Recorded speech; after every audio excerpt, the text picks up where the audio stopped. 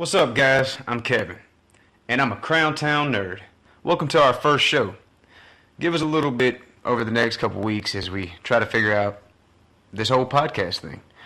This is new to us, and we're ready to bring you the 704 of nerdiness. Well, basically, guys, today's topic is on none other than the Mighty Morphin Power Rangers, the movie, 2017 rendition. I'm going to go ahead and give you guys my thoughts, my review, everything on this movie. And there may be some spoilers, so alert, guys, spoiler alert. If you haven't already seen the Power Rangers, which has been out almost 2 full weeks now, and plan on it and don't want to be spoiled, you might want to cut this podcast off now and come back later.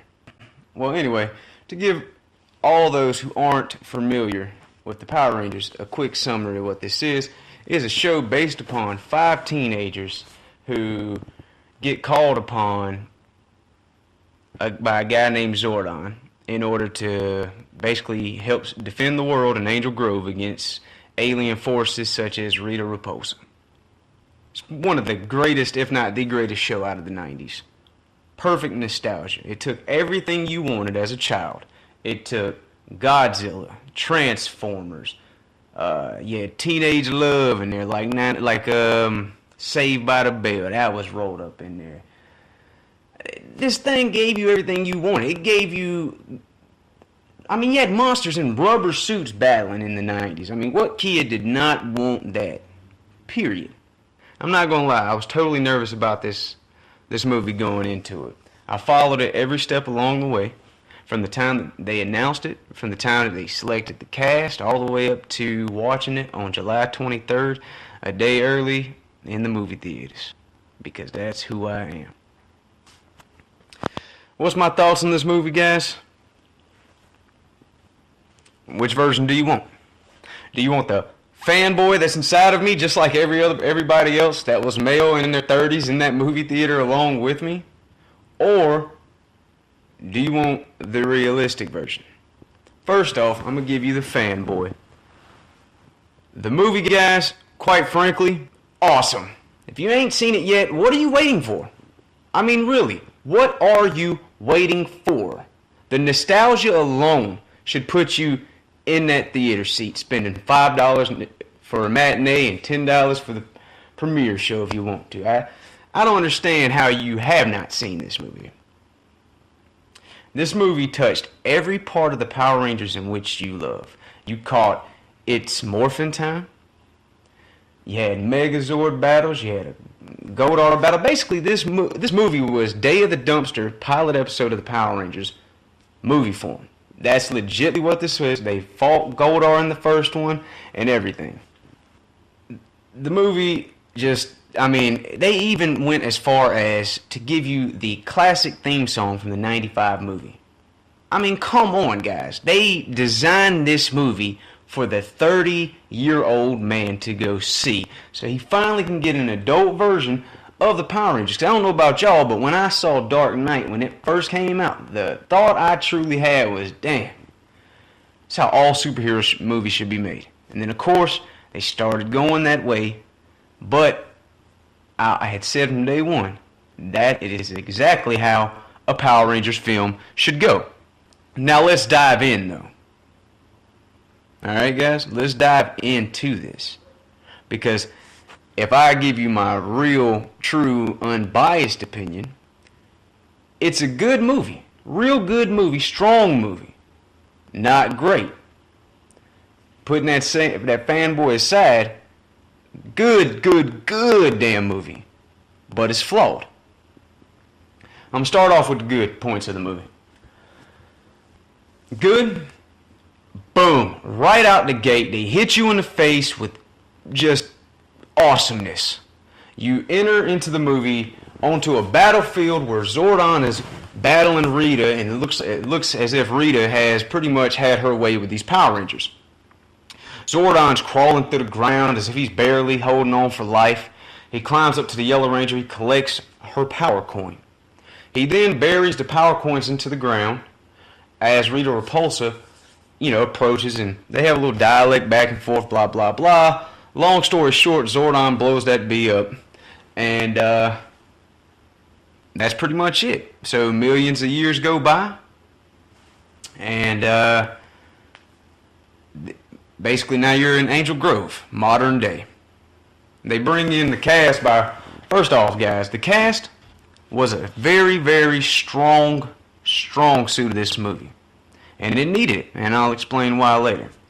But Naomi Scott as Kimberly, Dacre Montgomery played Jason, Ludi Lynn played Zach, Becky G played Trini, and R.J. Kyler played Billy the Blue Ranger. Bryan Cranston was Zordon, Elizabeth Banks played Rita Repulsa, and Bill Hader was Alpha 5. Aye. I had to, come on. But that cast there, do not do like the series does and start changing the cast out. Do not do that. Because this cast, you can build a franchise around. They brought life and character and depth to these characters, unlike we've ever seen before with a TV show. The relationships that they developed, it seemed genuine, legitimately. Billy and Jason, I mean, starting out, they're in detention. Billy's there simply because he blew up his locker doing a science project. Jason's there because he had a school prank where he broke, it looks like appeared to have stole another school's mascot and got caught for it. So he's in detention. Billy's getting picked on by a bully, which Jason steps in and gives that guy the most hurtful cinematic bitch slap I've ever seen. Seriously. The bitch slap alone is worth the price of admission to see this film. And almost immediately after that bitch slap, Billy befriends Jason. Well, I'm not going to give you the entire movie. I just can't. That is not who I am. I'm definitely going to give you spoilers and bits and stuff, but I can't give you every detail, because let's call it what it is, guys. I ain't got all day to sit here and do this. No one wants to hear me talk that long. But, to finish the overall good of this movie, the suits. As much as I hated the promo pictures, as much as I hated the toys when I saw them, the Power Ranger suits are hot.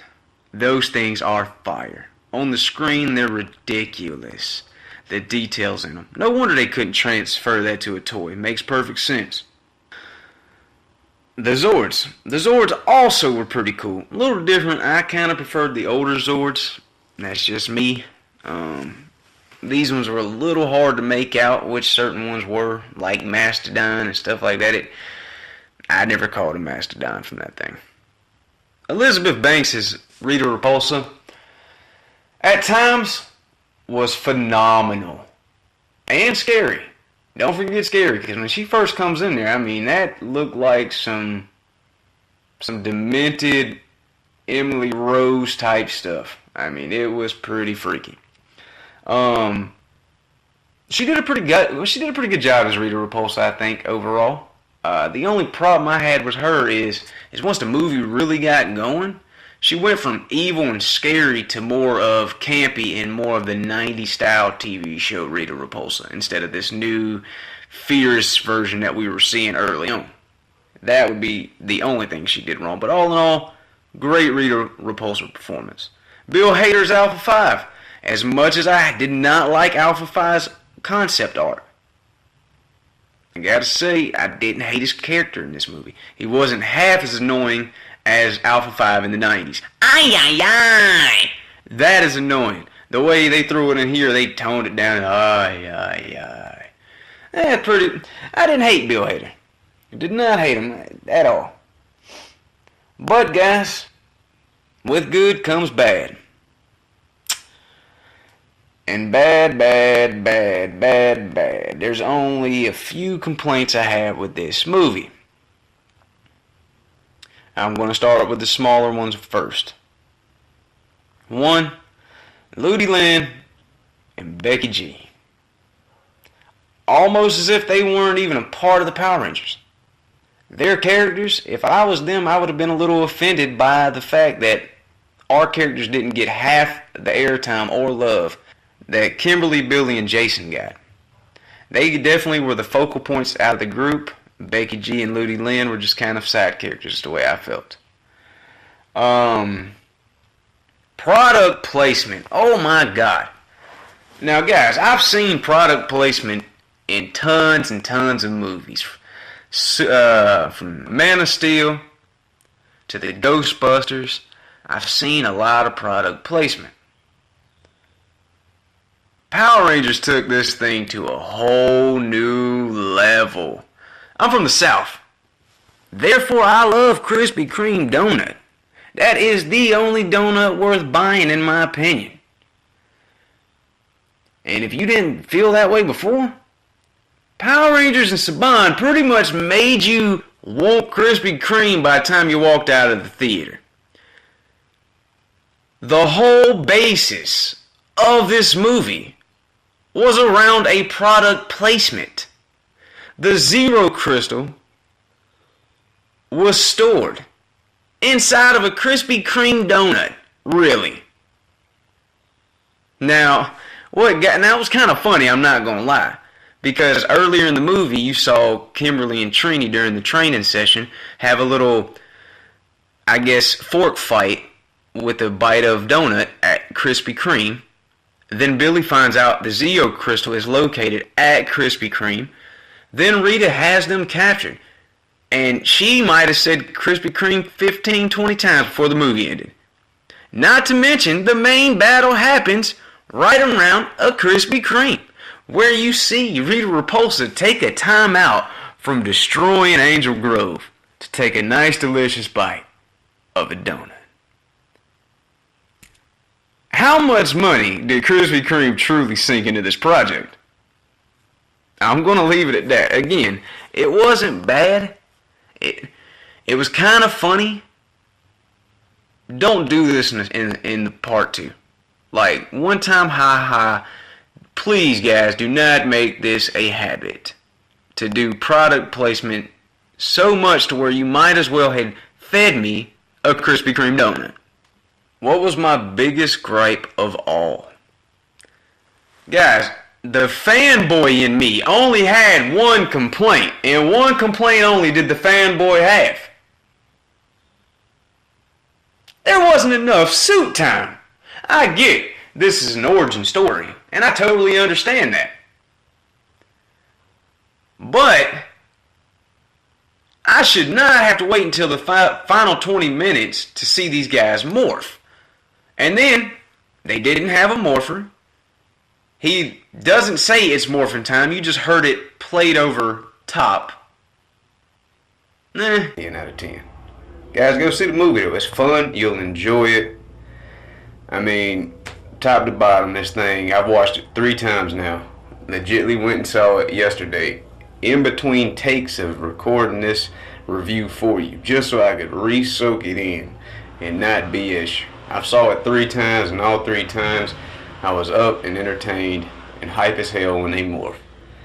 Guys, I don't know how else to bring it to you. I don't know how else to tell you. You need to go see this film and support it. Don't wait for Redbox. Don't watch it on your Fire Stick. Don't bootleg it any which way.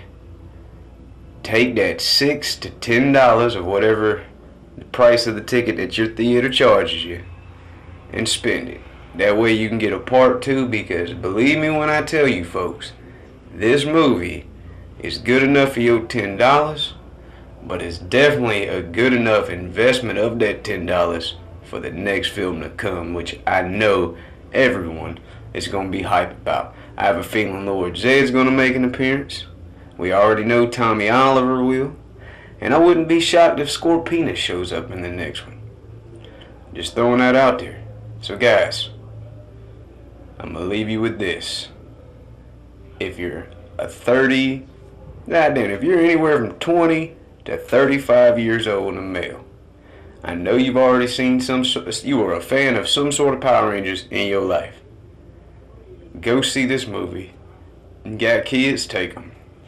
Put them on Power Rangers, have fun. I'll see you guys on the next movie review.